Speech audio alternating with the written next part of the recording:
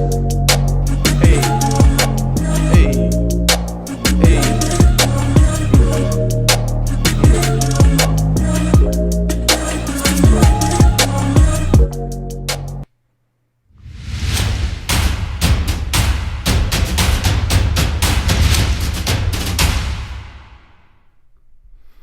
What's up, my people?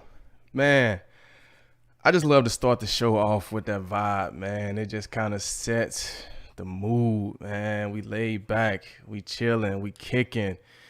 I got a little wine. You know, I like to drink a little wine. That's why I moved the show back a little bit later, you know what I'm saying? Feel the vibe. I got a little wine. I like to drink a little wine on the show. Keeps me calm, relaxed. I be nervous, man. I ain't gonna lie. I be nervous. It's tough hosting the show. But why can't we not sit back and relax and have great conversation, man? We got a great guest tonight. And what else would you rather be doing on your Thursday night than here in the DB room with myself and a Super Bowl champion, Mr.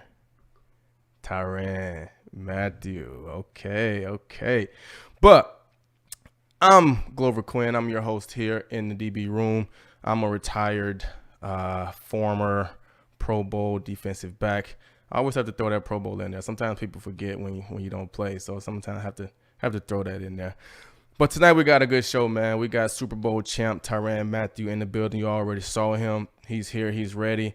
Y'all know how I am about time, so I like to get into it real quickly, okay? All right, I got a few announcements before we get going, okay? You can see the scroll at the bottom, okay? If you like this content, if you like what we do here on this channel, please subscribe, share it with all your friends. These are great stories. Please do that. Everybody can hear it, can use it. My people that's watching on Facebook, you only get the live streams on Facebook.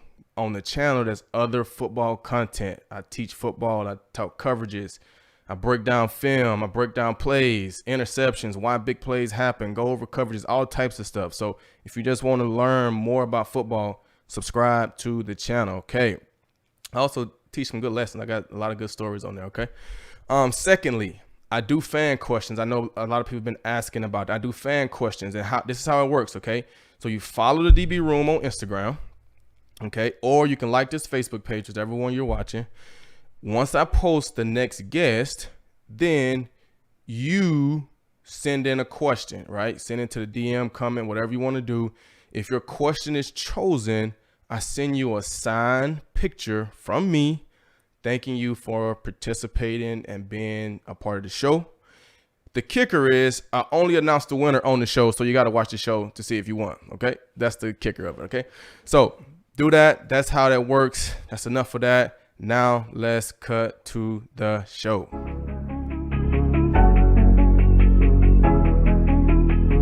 Again on the track.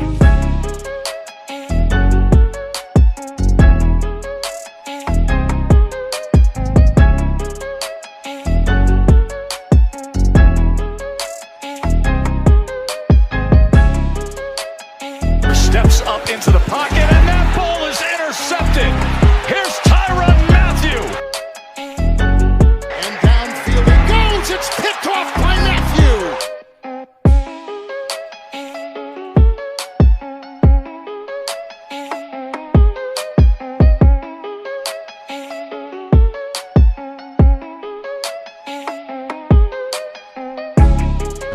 We watch him. I'm out of.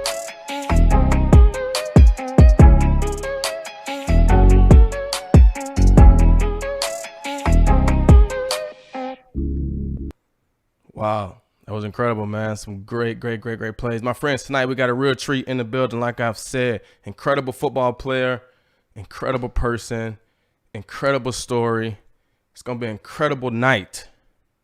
Let's jump right into it. He is a Super Bowl champion. He's a Pro Bowler. He's a 3-time NFL All-Pro All-Rookie team, NFL 2010 All-Decade team. He's a Heisman Trophy finalist in college, SEC champion.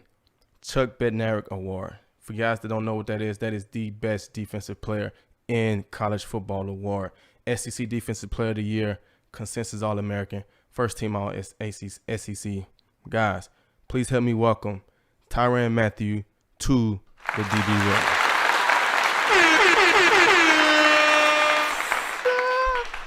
What's good, man? My guy, OG, what's up, man? Pleasure to be on with you, man. Hold on 1 second. For some reason, I always have to get rid of the echo. Let me get rid of the echo. Let me find you. There you go. My guy, what's good?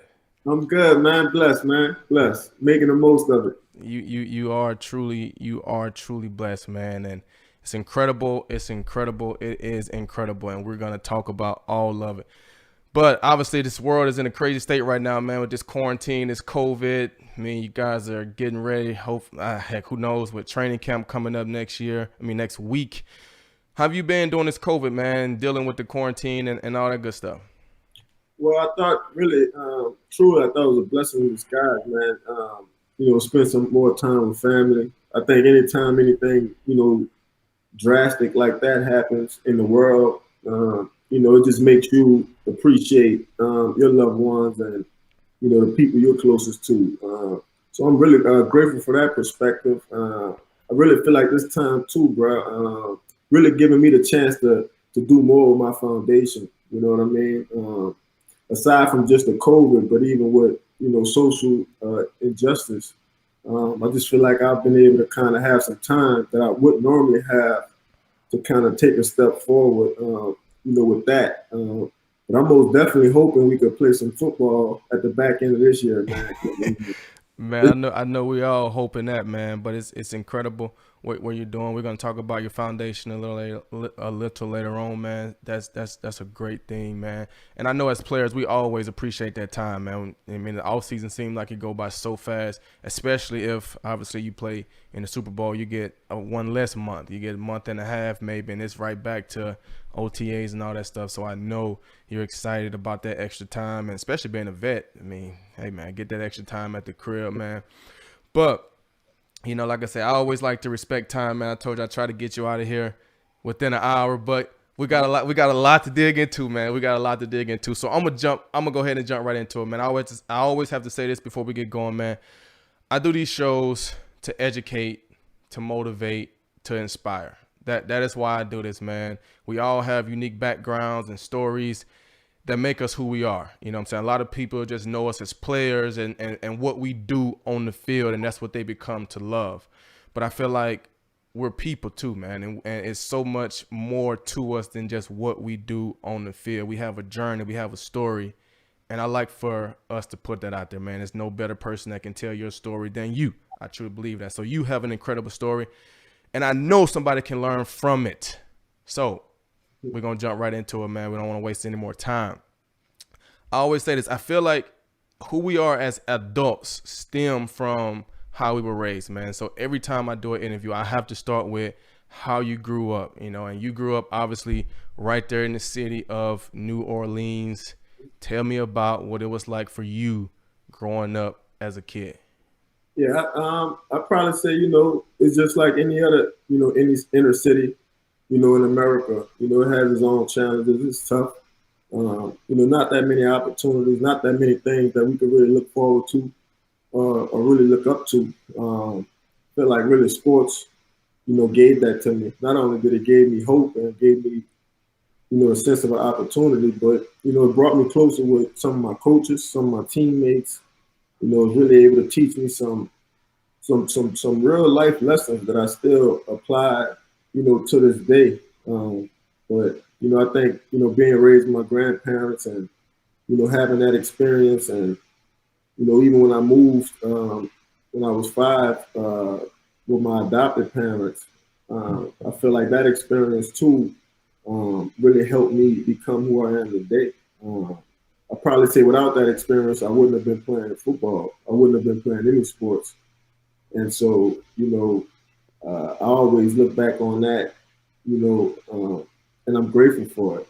I'm grateful for the people that, have stepped up in my life and, gave me a sense of, where I was going. I think about my high school coach a lot and, all the things he's taught me, the way he believed in me. He's probably one of the first people to really believe I could make it to the NFL. And I think having him around every day, he really became like a father figure to me, really like a guidance for me. He still guides me to this day. I probably say, I think about those moments, when I look back on, my life and, where I'm at today, just grateful for the people that, that were able to really come into my life and give me some courage and some hope. Man, that's incredible, man. For those of you who don't know, Tyrann was adopted by his uncle and their family at the age of 5, and was raised, grew up with them. He was with his grandparents. His grandfather died when he was 5 years old, and so that's incredible, man. And you mentioned that you probably wouldn't be playing football if that hadn't happened, right? Like, why do you say you wouldn't play football? Well, Did they encourage you to play football, or was it just they gave you an opportunity to play or something like that? Well, I thought it really was when I moved in over there. All their kids was in sports. Whereas before, my grandmother never had a driver's license, so Yes, I'd be. I wasn't going nowhere. So that's why I look back and I smile.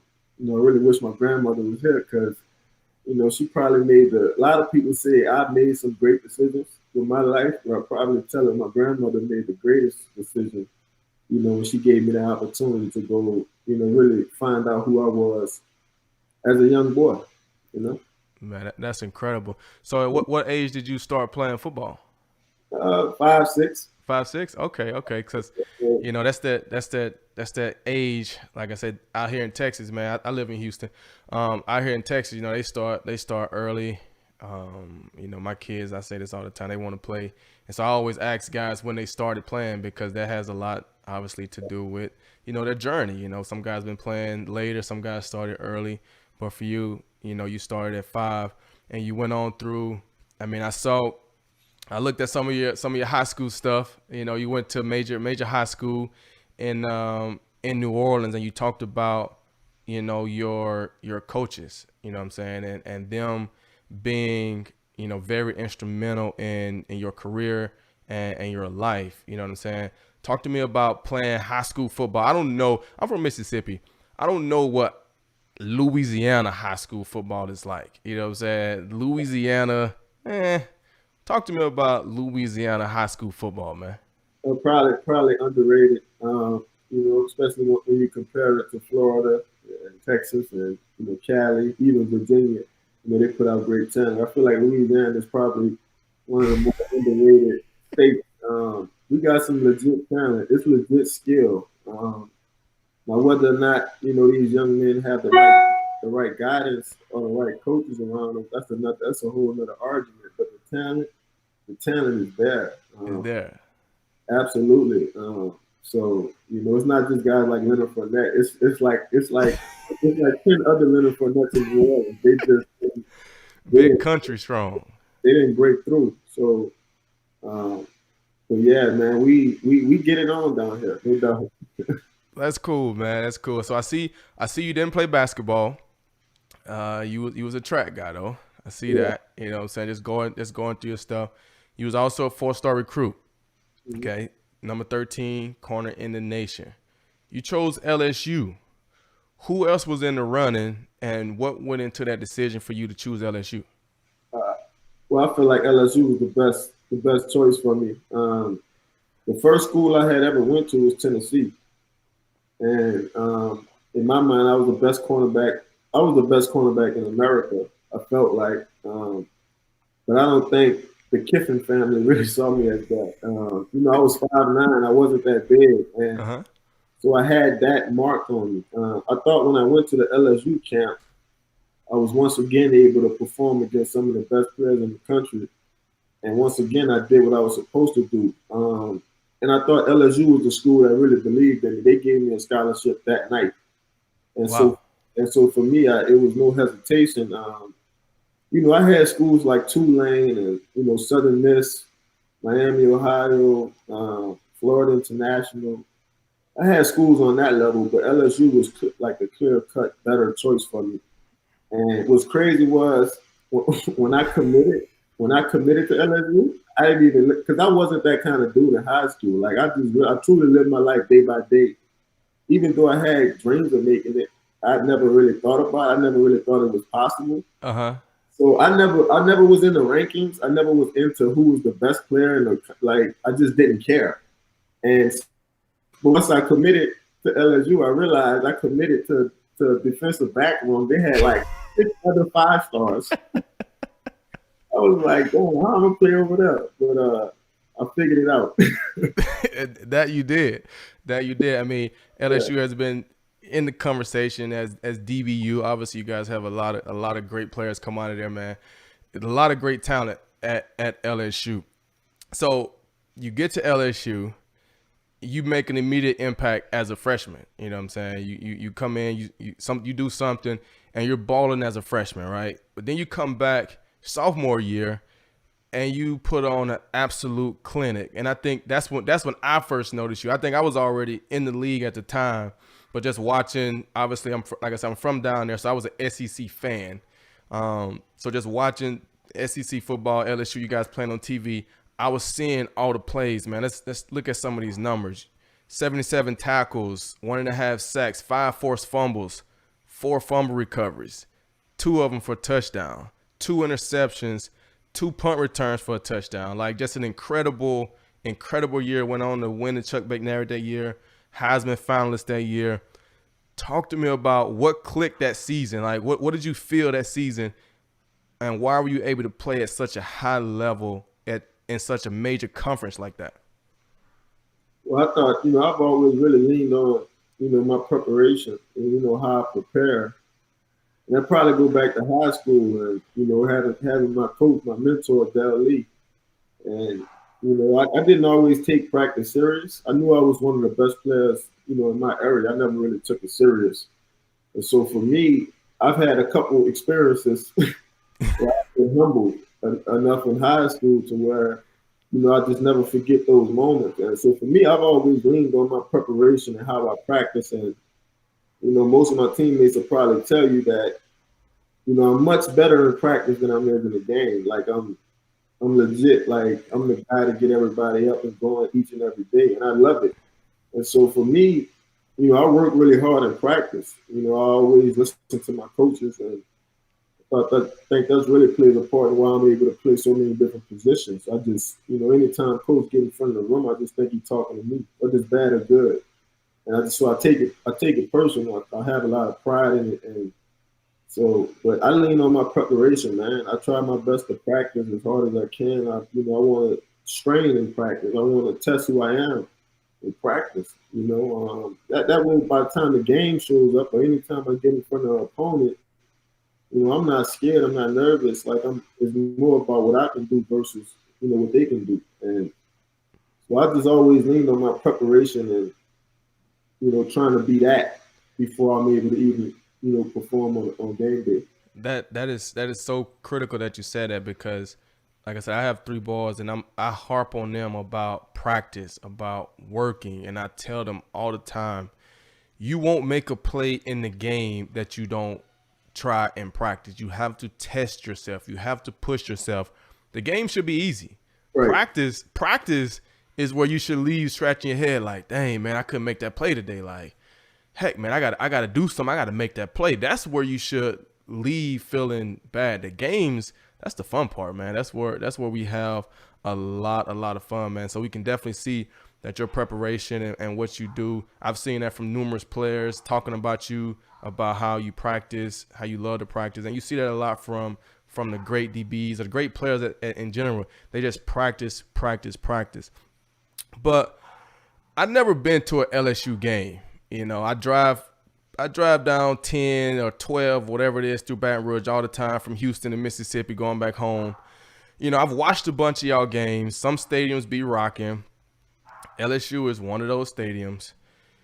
Take a look at this and tell me, what is this feeling in LSU, in Death Valley? Take a look at this clip and just let me know, what does this feel like?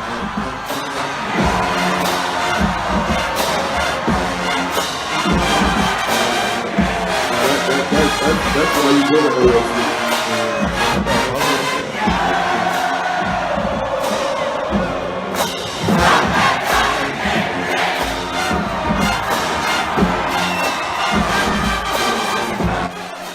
So I see a big smile come on your face, man. That must have brought some feelings back to you, man. Yeah, man. Like I said, that's why you go to LSU, man. I can remember going to a game that when they played Arkansas. It was probably like my senior year in high school, and just going to a game, man, seeing them boys out there. It was a once in a lifetime experience. I'm fortunate, I'm blessed that I was able to go there and attend the school. So I've experienced it, over and over again. And some of my best days, I think about Death Valley and LSU and all the people down there. So it's all love. Hey, man. I mean, I was getting crunk when I was going through and finding clips, man. And my homeboy actually told me about that right there. He's like, bro, you gotta do Nick. You know what I'm saying? I was like, what is that? Because like I said, I've never been there. But when I was going through clipping it, bro, I started getting crunk just from I was like, oh man, I can imagine making a play in front of 100,000 and the band rocking. Yeah. That right there is incredible, man. But coming off that season, you're a superstar now. You Heisman finalist, superstar. You are the Honey Badger, right? You are the Honey Badger. Then you get dismissed from the team. We all know why. Walk me through what's going through your mind when football is taken away from you, and like what are you feeling at that point? Yeah, it was depressed to be real. Football has always been my safe place, my sanctuary, really. Even growing up as a kid and falling in love with the game, it was always a place I could go to get away from, everything, everybody. And so now, I've worked hard to really put myself in a position to be who I want to be. And, I never really dreamt of being a Honey Badger. You know what I mean? Like, that was different from another different experience for me. I don't think a lot of people around me even, understood, how to act or, what to tell me. It was new. It was different. I felt like, especially in Louisiana, even to this day, I'm a pretty big deal. I think being 18, 19 years old, I had a couple people I could talk to, high school coaches, but it was still a lot of voids in my life. My father was in prison, my mom was never around, so I had a lot of voids, and so I didn't always lean on my coach. I didn't always lean on good people. You know what I mean? I was stuck in a I don't know, I'll probably say it was just a bad state of thinking, a bad kind of thought pattern, thinking, you've done enough, or thinking, you've accomplished something, because at that point, I'd probably say, what I had done was bigger than anything anybody in my family had ever done. Like they've never done nothing for the family, like that. They've never put the family name on their back like that. And so for me, it was different. It was a different experience. But I was grateful to be able to go through it, so because still today I have, some of this, it's the same thing. I'm still a Honey Badger. Right. Now I got millions of dollars, and it's even worse now. Right. So Right. Sometimes I'm grateful for that experience I had when I was 19. It showed me a lot about who I was, in my heart. Even when people were talking bad about me, I knew I was the best player in the draft. But even when people were saying I wasn't, but they was making it wasn't about football. They was talking about who I was as a teammate. And I knew that wasn't me. I've always been a leader. I've always been a good teammate. I've always tried my best to lead dudes in the right way. And I just felt like, it was overwhelming for a 19-year-old to kind of try to carry a team. I used to leave some games at LSU, especially games we would lose, and I would just ask myself, I'm like, sometimes I felt like I played offense in the sense that they expected me to score, or they expected me to win games, and so I just felt like my perspectives about it all was different. But I think nonetheless, I'm grateful for that experience, man. It taught me a lot. you know, about how to handle my business, how to carry myself, you know, what I'm responsible for, you know. So I'm grateful for that lesson.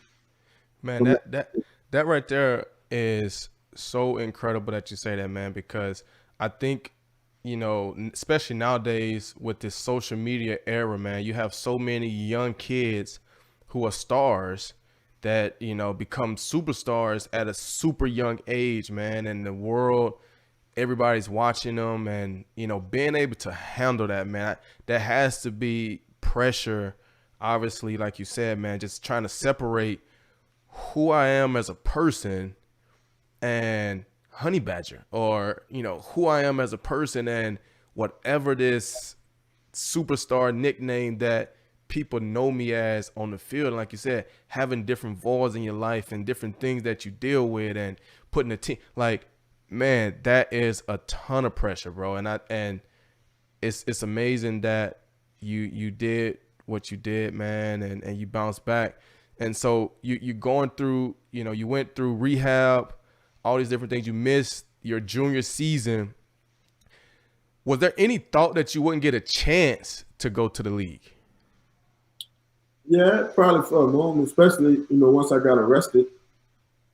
You know, I had got arrested. I got kicked out of school that August, and then I got arrested that October. Right.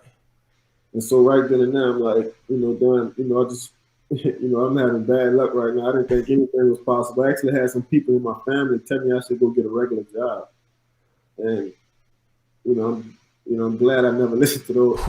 Wow. Yeah, that's where I was at. You know, I thought Pat P did something good for me though. You know, he told me, and I think Pat P already reminded me who I was. You know, Right. like, and to hear that from him, like, he was always the best, you know, Gatorade player of the year. He's always been well decorated. You know what I mean? And to have Right. a like that look at me in the same sense, I mean, that always gave me like the push I needed at the right time. You know, always needed it. So he always been a big brother to me, man. And he's always been thorough through it all. You know, he's been real genuine. So, you know, I thought him telling me, you know, I should just probably just go to the NFL, you know, and then I actually moved to Florida with his dad and then our friend Tyrann. So I was living out there after I had got arrested, and I thought that did some. You know, I've been traveling the world, you know, since I was like 10 years old. I played travel baseball, but I've never saw the world. You Right. know, Right. I've never been outside of New Orleans. You know what I'm saying? Like, and I thought that experience in Florida really humbled me. You know, it gave me a breath of fresh air that I needed. You know, so. But I thought that was just perfect timing, man. Like, you know, and here Pat wasn't at LSU at the time. He had went on to the NFL. You know, Right. but for him to still be looking back for me, you know, that was real. You know, so, and then I needed him too at the time as well. So, you know, grateful that I could, you know, count on him, man. That's dope, man. I was actually gonna ask you about Pat later on, but you went ahead on and answered. So obviously, like you said, you're clearly a first round talent, right? We all knew you was a first round talent. The Arizona Cardinals draft you in the 3rd round, right? Wanted to, I mean, I saw something where they asking you about, you know, committing to all these drug tests and all these different things.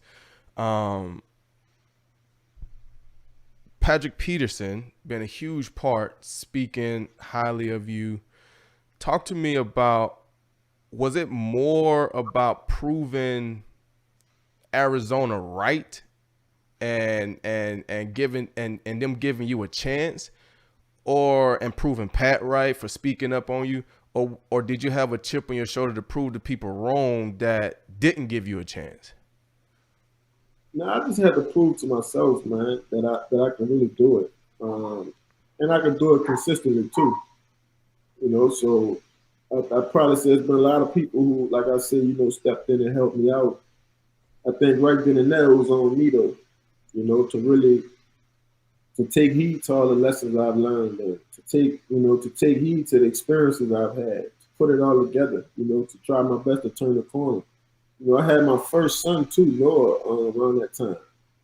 So that was a Wow. blessing for me, you know. And then my best friend died.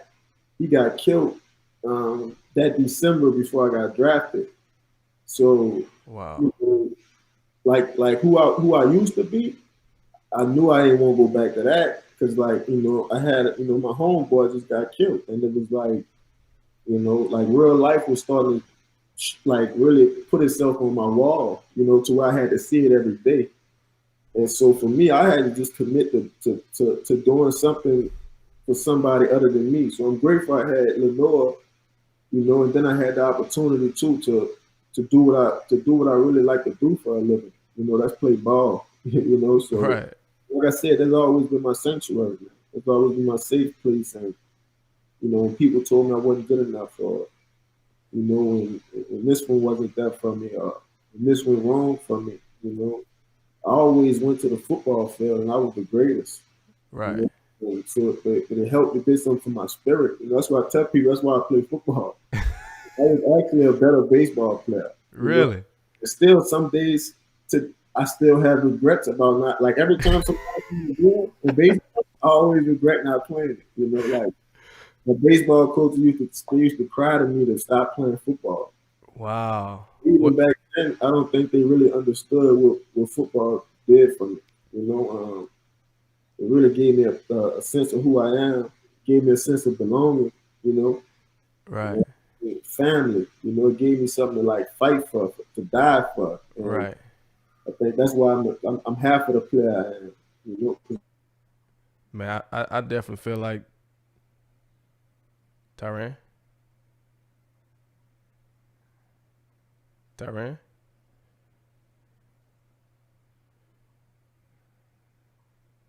Tyrann.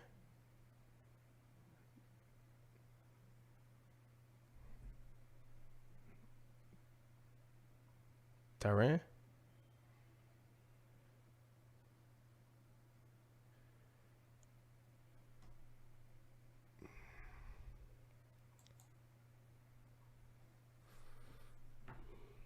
Tyrann.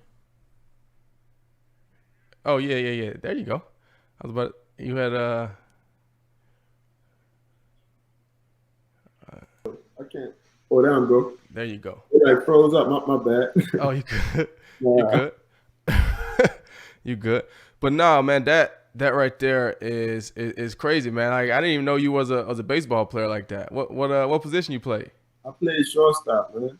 Really? But yeah, I played, travel baseball, all the way up until really high school, man. So, but yeah, Wow. baseball was like my first love. It didn't do anything for me. I didn't have a real passion for it. I was just good at it. Right. Right. And man, that's incredible. That's an incredible story, man. And it's amazing the things that football can bring out. You can so many things that you can deal with and just take out on the field, and especially when it's your sanctuary. You look forward to those moments. You look forward to the work. You look forward to the grind. So now you're in the league, right? Mhm. And this right here lead me to my first fan question from Anthony Esu. And I don't know, it may not be a story behind it, but he just had a question. I was like, you know what? I'm gonna ask him. You were number 13 in high school.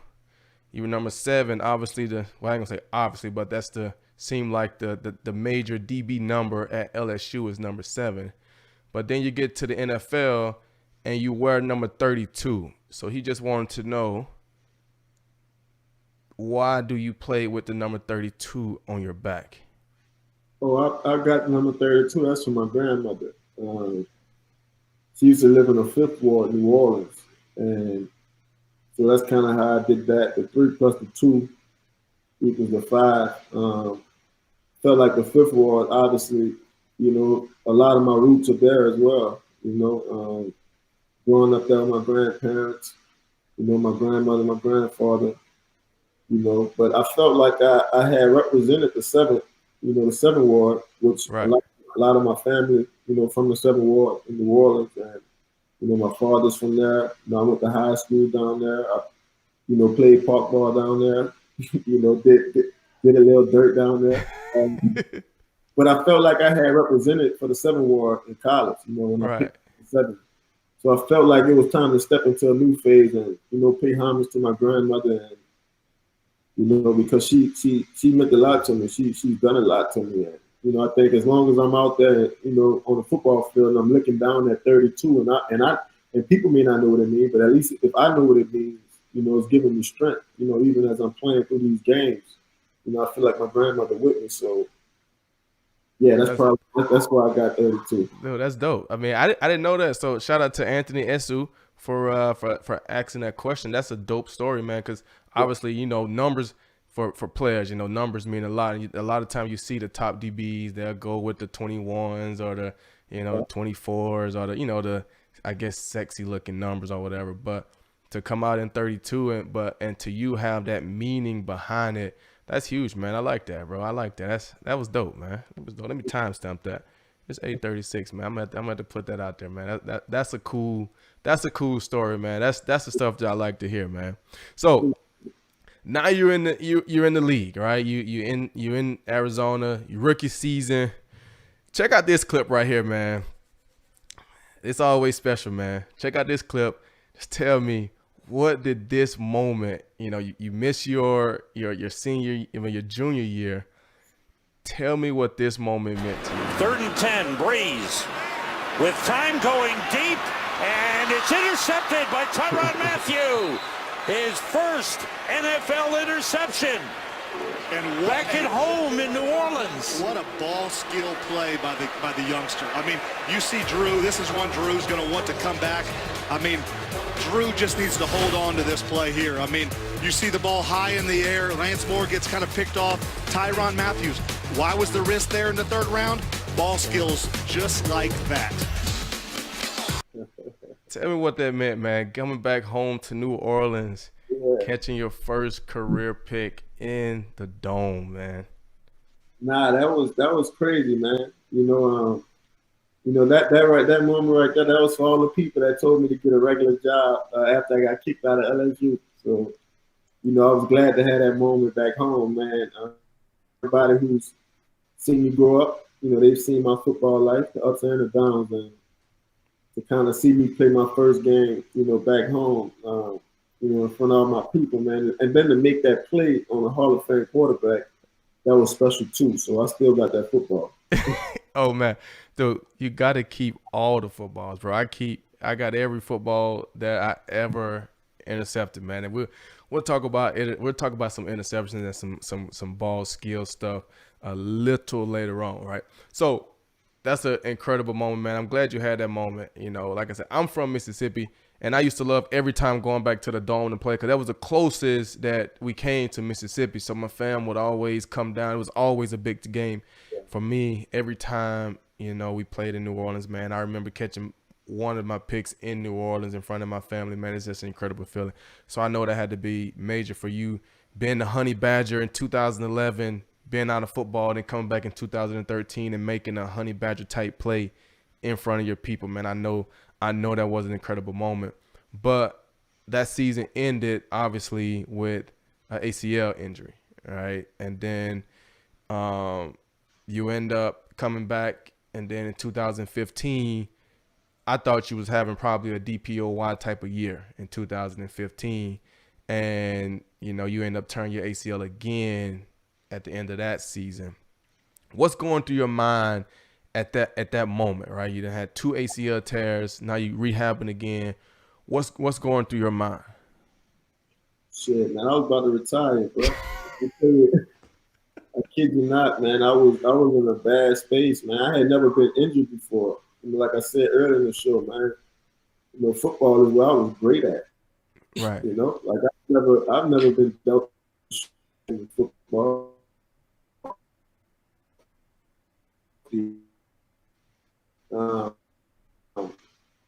And I wasn't able to do that. I was obviously, suffering my second ACL injury. I can remember talking to Tyrann Branch, and I'm telling him like, yo, bro, I'm about to retire. Like, I got a little money. Like, I'm good. Like, I don't need to be in this state of mind. Like, because I felt like, when I came in the league, man, I was working on myself, and I was finally at a point where I can enjoy being a football player. And then I getting injured.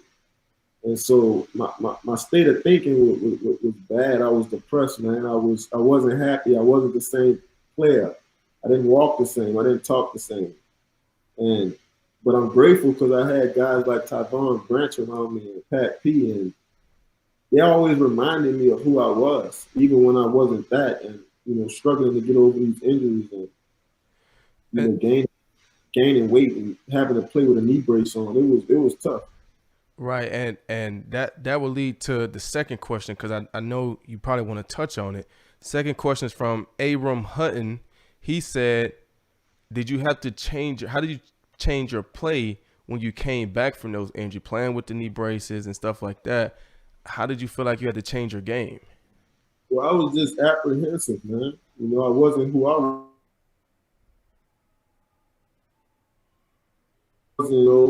I didn't have that first step, that quick step. I wasn't, 2 steps ahead of the quarterback. Right. I felt regular, and it was a confidence thing, and even though my knee was probably, healed, from the surgery, it was this confidence hurdle I had to get over. And it took me a while to get over that. Wow. I bet. I mean, I couldn't imagine turn ACL as a defensive back, man. Obviously, as much as we have to plant, turn, and to do that twice and then try to come back and play, I know that's difficult. But the Arizona Cardinals reward you 2016 with, great contract. We all love to get paid, all that good stuff. You know what I'm saying? But next thing you know, 2 years later, they cut you. Want you to take a pay cut. Nah, we take a pay cut. That's not what we do.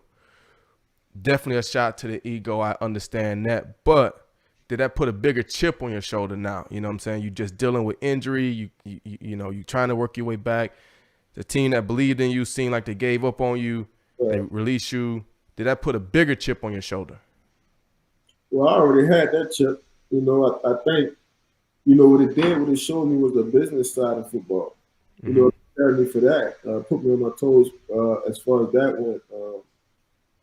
Yeah, I mean, even that experience, that was tough. That was a hard pill to swallow, to be cut from a team that you gave your all to. Not right.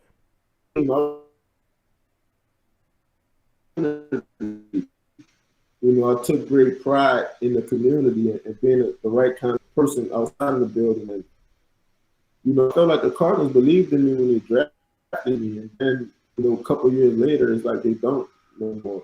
And so obviously they didn't know who I was as a person because, I was going to have another breakthrough.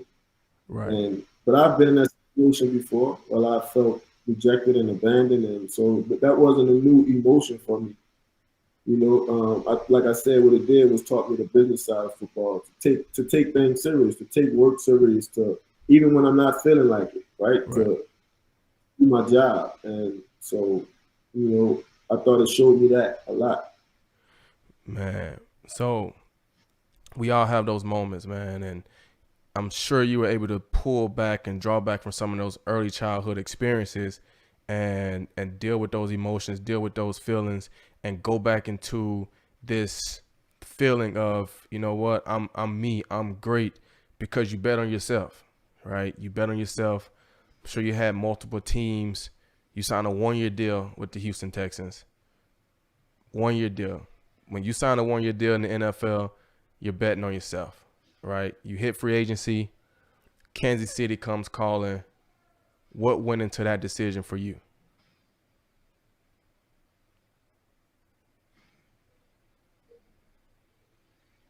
Okay, can you repeat that question, bro? I'm sorry. I just said you bet on yourself, right? In the NFL, anytime you sign a 1-year deal with multiple teams, I mean, you betting on yourself. You're taking a chance that, hey, I know I can play. I'm gonna bet on myself. You sign a 1-year deal with the Texans, they don't re-sign you. So you hit free agency. Kansas City came calling. What went into that decision to sign with the Kansas City Chiefs? Well, I thought Kansas City, I was ready for it. I feel like everything I've been through as an NFL player, whether it be the injuries, whether it be me being voted team captain on two different franchises that technically didn't want to resign me. I Right. still don't understand that. I just feel like Kansas City gave me the opportunity, gave me the platform to be who I was ready to be. You know, to be the leader of the defense, to be the face of the defense, to lead young men. You know, I had always been a young pup in every room I was in. And I'm so grateful for that because I've soaked up so much game. You know, I had Pat P and I had Jeremiah Bell. I've had Right. Anthony There. I've had Jonathan Joseph, Kareem Jackson, Ty Yeah. Ranch. Like I was truly raised by some generals, some good dudes who handled their business the right way on and off the field. So Right. I felt like they just prepared me, man. And they all of them believed in me the same way. And so I've always carried that with me, you know. So I felt like Kansas City was the next step for me. You know, obviously they already was a great team. You know, Right. I think just add my personality, you know, it made them a better team in the sense that, you know, I was gonna bring my edge to the team. And, you know, they gave me that opportunity, man. I just felt like it wasn't one that I could pass up. Right. And it's funny you mentioned Kareem. Obviously, I got to shout out Kareem because Kareem was the way that we were able to get Tyrann on the show because I personally didn't have Tyrann's contact, but Kareem did. I reached out to Kareem. Kareem reached out to Tyrann, and he was willing to jump on the show, man. So shout out to Kareem. But everywhere you've been, that's what you hear. How great of a leader you are. The defense, the team, everybody just kind of takes on that personality. And that, to me, that's the sign of a great leader, being able to connect with people, draw from different experiences, but have it's something about being a leader where you just have to have the tough shoulders, the strong shoulders to say, okay, now I'm ready to carry this team, to take on the media, whatever comes with this team. I've learned enough, and now I'm ready to take that on, man. And so you guys are in Kansas City, man, and you guys are having a great year. Obviously, you guys are killing it, man. You know, great offense. I know those practices are crazy, man. When you got great offense and great defense, that's fun. That is fun. And y'all go on, man, and you do what everybody in the NFL wants to do, man, is hoist that Lombardi trophy, man. Talk to me about what that moment meant for you to basically go from being so close in college, overcoming so many things, getting cut in the NFL, betting on yourself, signing with a team, becoming this major leader, and leading those guys to a Super Bowl, man. Talk to me about that moment. That was a cool experience, man. Not just for me personally, but really for Kansas City. You know, it's been 50 years since those people, you know, have been champions, and you know, it don't matter what sports you're talking about. You know, it's all about the fans and whether or not they believe in that team. And I think those fans gave us some good confidence, man, all the way throughout especially in the playoffs when we were down a couple of times. You know, being at home, having our fans in our ear really gave us a chance to kind of, you know, claw back and fight back. And you know, it's been a blessing, man, to play with some great players. You know, to be on a team with guys that you know really have Hall of Fame pedigree, and it's a good chance that they'll make the Hall of Fame one day.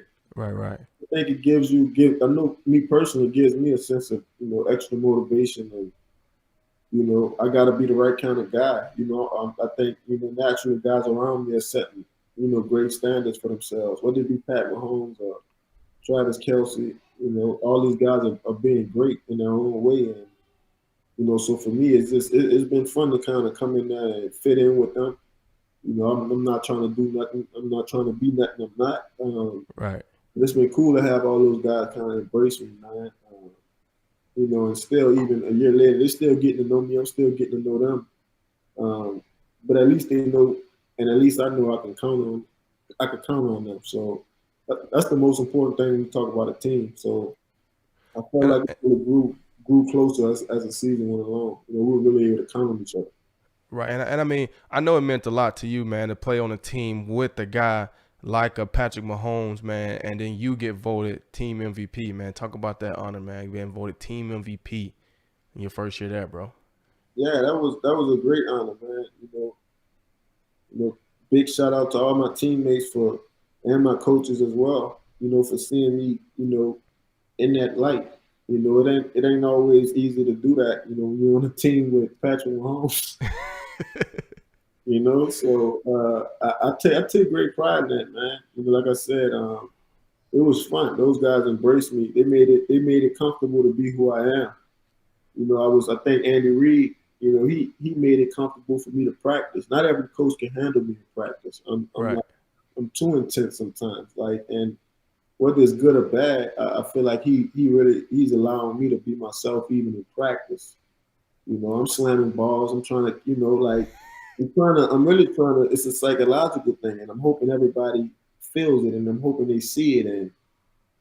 But he let me do me, and so that's all. I'm grateful for that. And then anytime I try to do something in the community, the Chiefs are always, they're always backing me with that. My teammates are always showing up, so it's been smooth so far, man. I'm excited about the future. Man, that's dope, man. I love it, bro. I love getting into the minds of great players, man, and their habits and what make them great, man. I love it. I love everything about it. And so that's going to lead me to our third and final fan question. I try to do 3. It's from Jason Ford, and I'm going to put the question up. It's a pretty long one.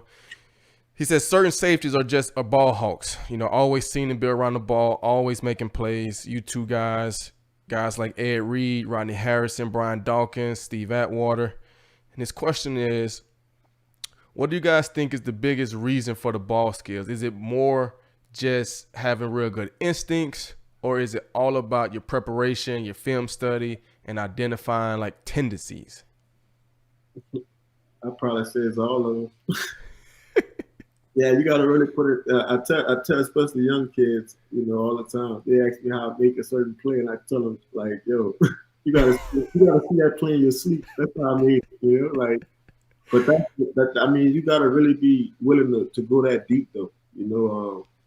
And I've had some good people inspire me. Ed Reed. I remember I was with Carson Palmer my rookie year. He played against Ed Reed a bunch. Just in that division. Right. And he looked at me one day and he was like, Ed Reed never not knew what play was coming. And but that moment kind of set a standard for me to kind of take it a step further. Right.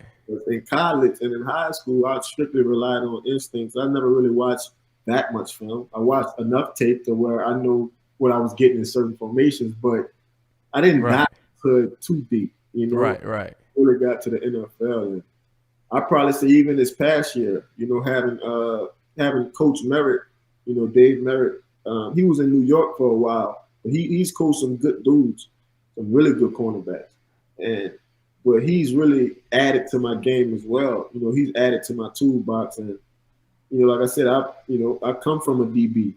My high school coach is a DB. And so, but he taught me how to play the position. So, I tell him it got to be a combination of you wanting to study.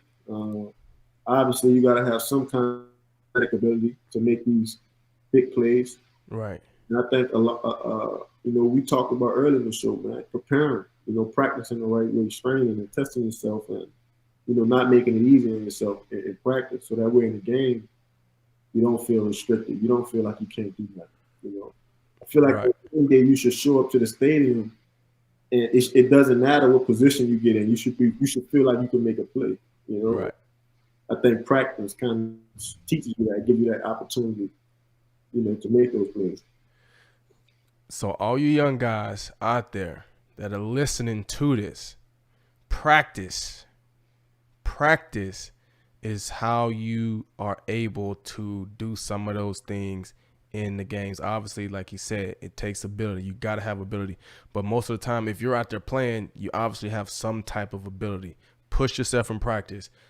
Coaches, push the kids. Understand when you're a little too much, understand the kids, push them, and you'll be amazed at some of the things that these kids can do. And you'll be amazed at some of the plays that you can make just from pushing yourself. You never know, like I said, what you can do. But man, we're coming to the end, man. It's been incredible, man. I've learned so much about you, man, and it's been great to see you come full circle, man, from the way you grew up to where you are now, man. You just seem so, humbled, so on top of who you are. I want to ask you about, now you're grown, man. You have a beautiful family. What does it mean to you to be able to be there for your kids, man, and just have that time, man, with them? It's everything. It's definitely everything I've wanted.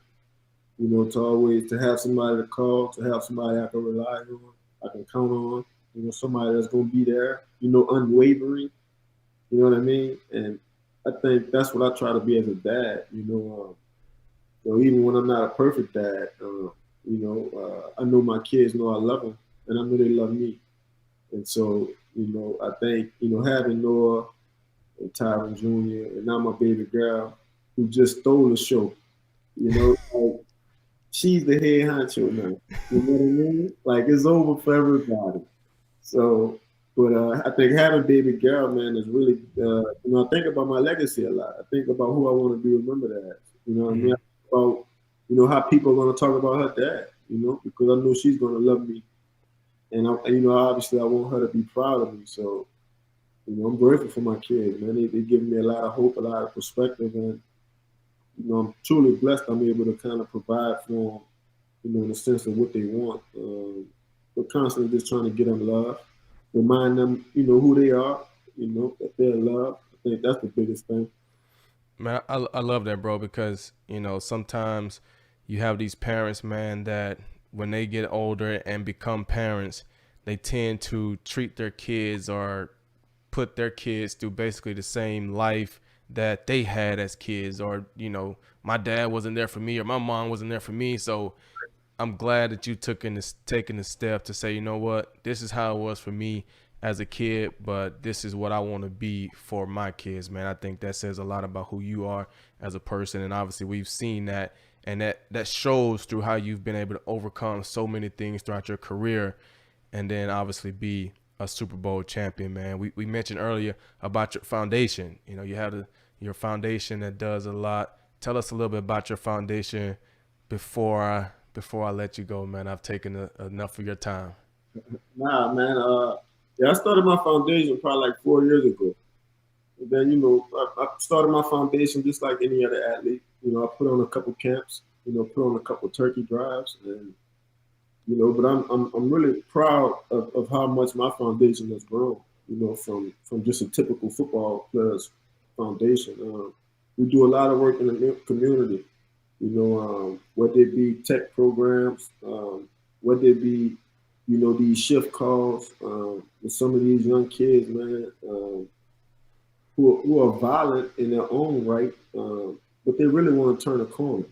So I'm grateful that, I've been able to partner with some people from back home who really given me the opportunity to help these kids, kind of get out of the streets. And so I'm proud of the steps we continuing to take, as a foundation. And I think the next step for us, actually next week, I'll be releasing a press release about what it is we're going to be doing exactly as far as voter registration. Mm-hmm. It's going to be the next step for me and my foundation is to figure out a way how we can make it, accessible, how we can make it cool again, Right. for black folk. I don't think enough black folk take it serious. Right. I don't think we understand the real power we have when it comes to, who we able to elect locally. Right. A lot of us focus on presidential elections and big picture things, and that's, I think all those things are important, but what's more important than home? Right. And home is where your kids are, and that's where they need to be safe at. And so, but if we can get more people of minority, in Senate offices and Congress offices, it's not enough. I think it's like 3 black minorities out of like 100, and I don't like. Wow. I think it should be more, minorities that are, giving people like them a voice. And so, but I think that falls on guys like me and other guys with these big influences to really get out there and tell these kids that, being a congressman is cool. I think I have a lot of respect when I meet a congressman as a football player. Right. You don't got to wrap your mind around trying to, be a rapper or trying to be a ball player. And it's a lot of other things you can be that is just as powerful, that is just as influential. Right. It may not be cool, but it's just as powerful. And I think, this is the right opportunity to remind these kids that being the president of the United States is cool. That's a great honor. Right. Being a congressman is a great honor. Running for mayor is a great honor. Even if you lose, that's a great honor. Yes. To be able to be in those positions. So I'm hoping we could do that, man. I'm hoping we could really spark the next kid that want to be the next mayor, that want to be the next governor. Because I think until we're able to really put, people that look like us in offices, then, I think that's the day they're going to really start listening to us. So, but we got to make that part cool again. We got to make voting cool again. We got to make, throwing, rallies for minority candidates cool again. Right. I think it's enough of us to be able to do that. So I'm hoping my foundation can take that next step and really spark that. So that's what we're working on. Man, that's incredible, man. And hey, man, in here in the DB room, I'm all about positivity and helping people out, man. Like that's one of the reasons why I wanted to start doing this, to bridge the community between DBs, NFL players, where we are here supporting each other, man. That's why I'm so appreciative when you guys come on the show, man. So if there's anything that I can do to help with with your foundation, what you got going on, man, don't hesitate to ask, man. I'm retired. I got time. I can do a lot of stuff, man. But bro, man, I got to give you a round of applause, man. This was awesome, bro. This was incredible, man. I think, you told me from the first time I talked to you, man, you said, hey, man, you can ask me anything, bro. I'm an open book, man. So I think, like I said, that takes a lot. You have to be dealt with a lot of things that you have obviously dealt with in your life to say, you know what, I'm an open book, man. Ask me whatever. I know what's out there about me, about my life. Ask me about it. I want to talk about it. And most of the time, that's because you want to make a difference. You want to inspire the next group of people, the next generation. And you've done that tonight, man. So appreciate you. I appreciate you jumping on, man. I had you for an hour and 3 minutes, man. So it's all good. Yeah, I'm gonna get back to baby girl. She's probably looking for me. I already know, man. My kids already came running by too, man. I appreciate you, man. Thank you so very much, brother. Anytime, man. Anytime you need me, holler at me. Keep in touch, man. I will do, man. Appreciate you. Sure. Guys. Wow. That was incredible. I hope you guys enjoyed that. Let's see. I'd like to try to see some of the comments, man. It's tough to look in the comments. I love that you guys are in the comments, though, because I try to go back and read them after the show. It's hard for me to focus on reading the comments while I'm trying to engage in the conversation. We're going to have later on, we'll have more just fan engaged comments and questions and all those things. But in these shows, man, I try to respect those guys' time and get them out of there in less than an hour. And, I appreciate you guys tuning in and watching the shows, man. We had a jam-packed week, 2 shows this week. So the weekly video that I try to put up, I'm not going to put up this week because I'm tired. I need a break. I haven't had time to make the video. So we'll get back on that next week, man. And I appreciate the support from all you guys. Like I said, appreciate Dave Keon for making these dope highlight videos for me. And it's awesome, man. We're in the DB room. You know what it's Thursday night, and we was live. Hey, yeah. See you guys, man. Peace.